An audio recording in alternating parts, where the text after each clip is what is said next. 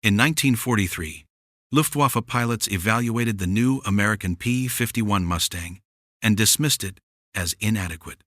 Its early Allison engine variant struggled at high altitude, so German analysts labeled it a minor threat, nothing capable of challenging their hard-earned air superiority. That conclusion seemed logical at the time, but it would become one of the most disastrous misjudgments of the entire air war. This is the story of how a second-rate aircraft evolved into the weapon that shattered the Luftwaffe. German pilots, who once ruled the skies, would soon find themselves diving for survival as sleek, silver P-51 Mustangs chased them all the way back to Berlin. Their initial assessment wasn't arrogance, it was a reasonable inference based on the data they had.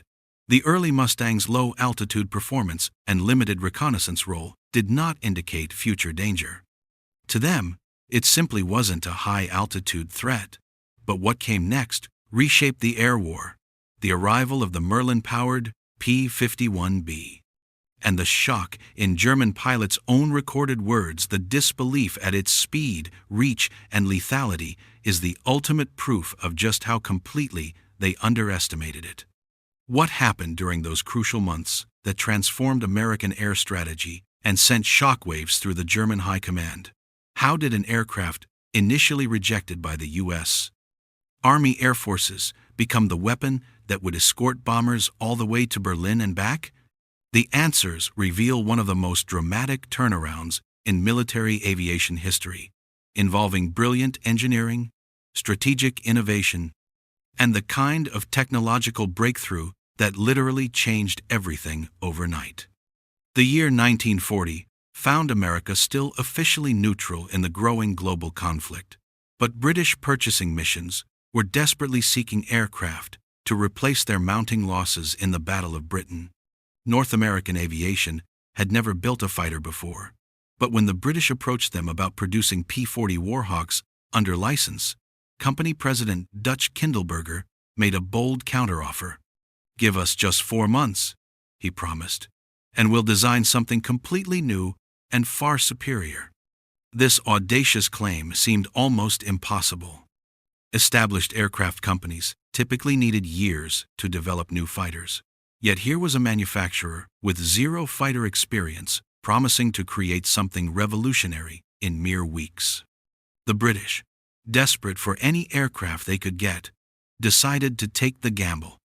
What they didn't know was that North America's team, led by chief designer Edgar Schmood, had been quietly studying fighter design and had some radical ideas about how to build the perfect long-range escort. Schmood's approach broke with conventional wisdom in several key areas. While most fighters of the era prioritized maneuverability above all else, he focused on creating an aircraft optimized for high-altitude performance and exceptional range. The sleek fuselage design incorporated innovative laminar flow-wing technology that reduced drag significantly. The cockpit was positioned far back on the fuselage, giving the pilot excellent visibility in all directions.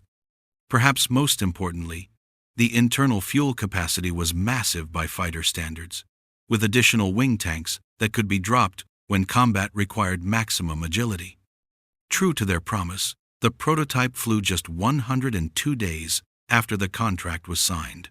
The XP-51 demonstrated impressive speed and handling characteristics that immediately caught attention. However, there was one critical problem that would plague the early Mustangs and lead to their initial dismissal by many military leaders. The Allison V-1710 engine, while reliable, simply couldn't deliver adequate performance at the high altitudes where most air combat was taking place over Europe. This limitation meant that early P-51 seconds, designated Mustang Mk I by the British, were relegated primarily to low-altitude reconnaissance and ground attack missions. American test pilots who flew the aircraft were similarly unimpressed with its high-altitude capabilities. The U.S. Army Air Forces showed little interest in adopting the design, viewing it as just another mediocre performer that couldn't compete with established fighters like the P-47 Thunderbolt in the crucial high-altitude arena where bomber escorts were desperately needed. German intelligence reports from this period reflect this dismissive attitude. Luftwaffe pilots who encountered early Mustangs described them as competent but unremarkable aircraft that posed no significant threat to German air superiority.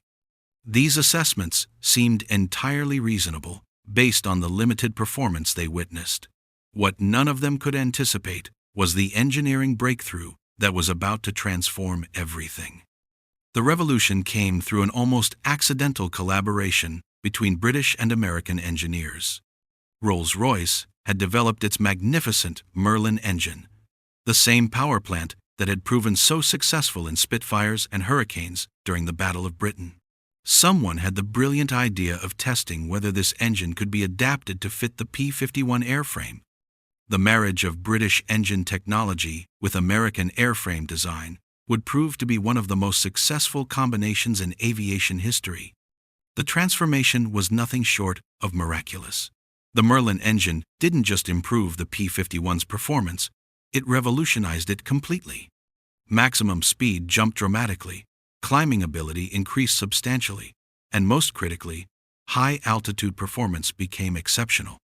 The P-51B and subsequent variants could now operate effectively at altitudes exceeding 40,000 feet, while maintaining the impressive range that had always been the aircraft's strongest characteristic. American bomber crews had been suffering devastating losses on daylight raids deep into German territory. The existing escort fighters, primarily P-47 Thunderbolts and P-38 Lightnings, simply lacked the range to accompany bombers all the way to targets in the heart of Germany. This meant that during the most dangerous portions of their missions, American bombers were flying unescorted through airspace swarming with German interceptors. Loss rates were becoming unsustainable, with some missions experiencing casualty rates exceeding 25%. The improved P-51 offered a solution that seemed almost too good to be true. With its combination of high-altitude performance and exceptional range, the Mustang could escort bombers to any target in German-occupied Europe and still have fuel remaining for combat. This capability would fundamentally alter the strategic bombing campaign and force the Luftwaffe into an impossible defensive position. When P-51B Mustangs began appearing over German airspace in late 1943, the initial German response was confusion rather than alarm.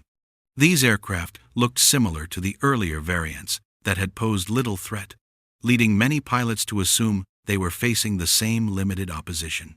This misconception would prove costly as German interceptor formations found themselves outmaneuvered and outgunned by aircraft they had learned to dismiss as inferior. The psychological impact on German pilots was immediate and devastating.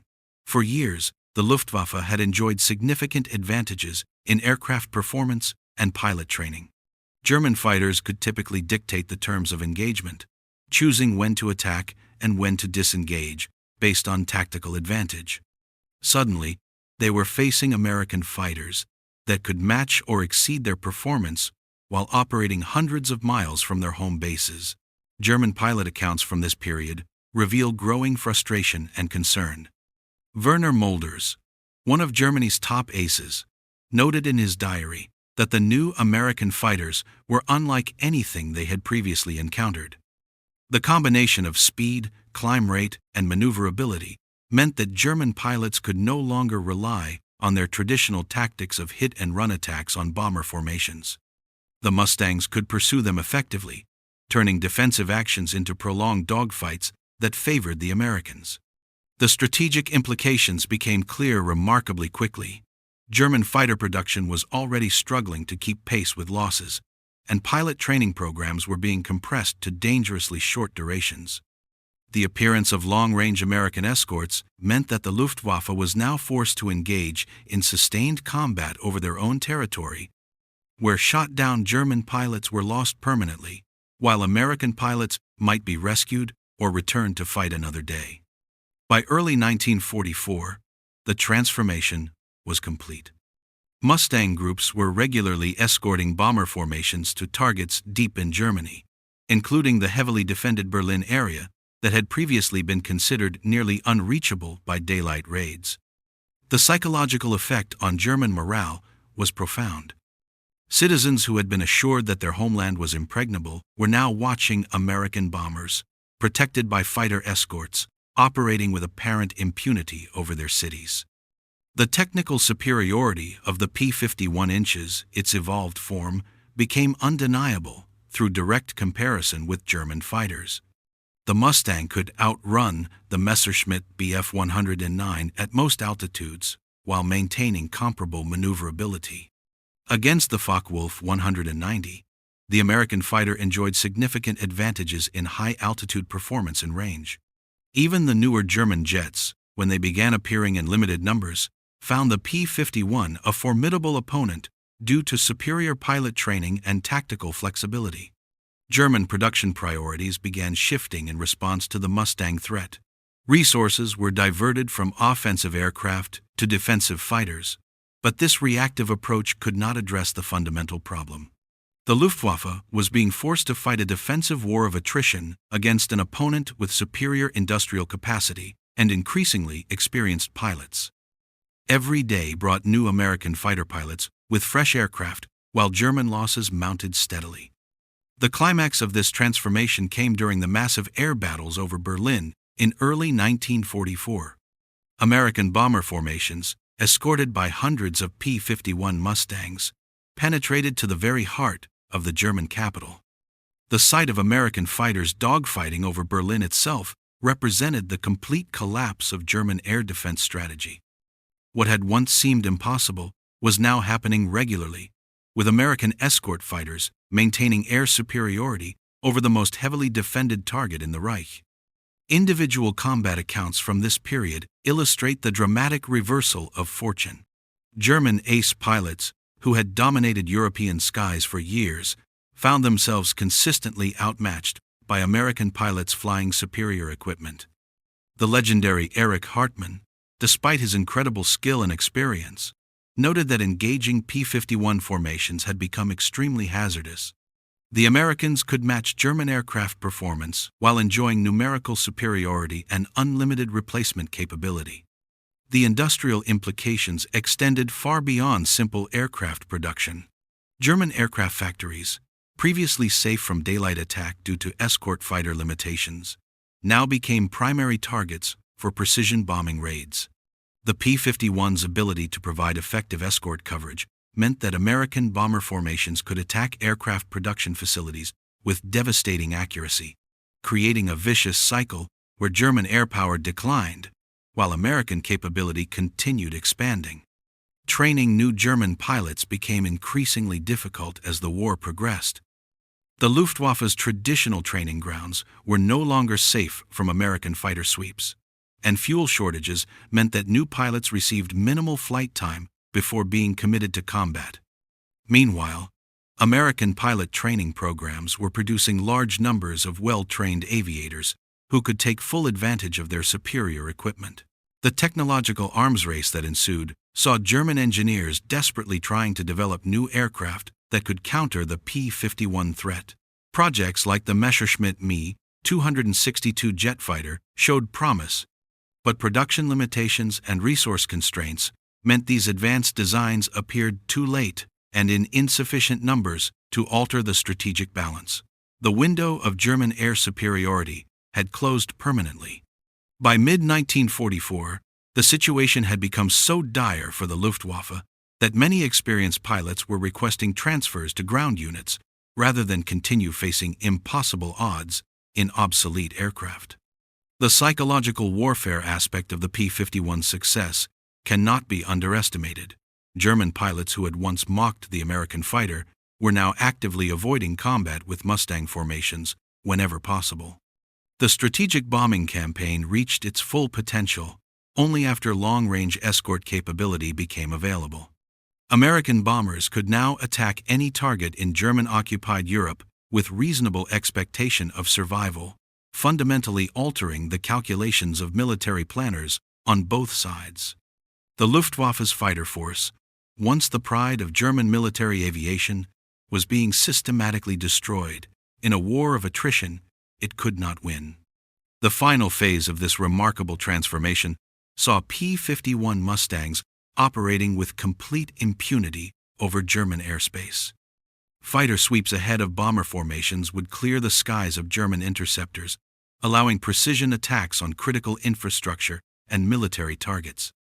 The aircraft that had once been dismissed as inadequate was now the dominant fighter in European skies, operating hundreds of miles from its home bases with apparent ease. The story of the P-51 Mustang represents one of the most dramatic reversals in military aviation history. From initial mockery by German pilots to complete air superiority over Berlin itself, the transformation took less than 2 years, but changed the entire course of the air war. The lesson extends far beyond World War II, demonstrating how technological innovation, combined with strategic vision, can completely alter the balance of power in modern warfare. The P-51 Mustang did more than just win air battles. It validated a doctrine and changed warfare forever. It proved that a single, brilliant piece of engineering, the marriage of a flawless airframe to a masterpiece of an engine, could shatter an enemy's strategic reality. From dismissed newcomer to the master of the European skies in under 18 months, the Mustang's journey is the ultimate lesson in the cost of underestimation. The Germans didn't just underestimate an airplane, they underestimated the relentless, problem-solving ingenuity that built it, and in the skies over their own capital, they paid the ultimate price.